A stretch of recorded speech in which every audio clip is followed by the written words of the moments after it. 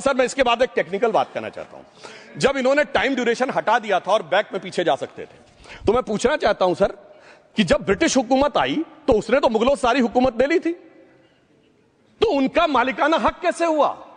Sir 1707 के बाद तो इस्लामी हुकूमत दिल्ली से खत्म हो गई थी। एक आखिरी मुगल बादशाह शाह आलम के लिए तो बोला जाता था सल्तनते शाह आलम दे लाल किले ते पालम, यानी आज का आईजीआई एयरपोर्ट। तो साहब उसके बाद ये गुजरात के सूरत से लेकर लखनऊ तक उनका मालिकाना हक निकलने कहां से लगा? अरे भाई जब दिल्ली को कैप्चर किया था अंग्रेजों ने तो सारी जमीन अंग्रेजों की थी। तो जब मैं अपने कांग्रेस के मित्रों से पूछना चाहता हूं, ये जब गवर्नमेंट ऑफ इंडिया एक्ट में पावर डीड ट्रांसफर की थी तो पढ़े नहीं थे क्या, या खोखले कागज पर साइन कर लिए थे, या कागज सही था, आप खोखला करने की बात है?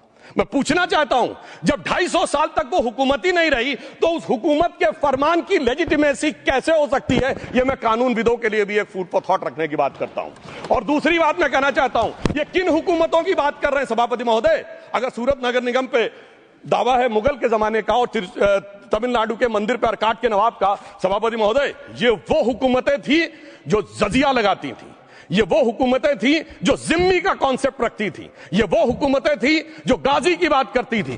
क्या भारत के संविधान में उन हुकूमतों के फरमान को सही मान्यता देना सही है?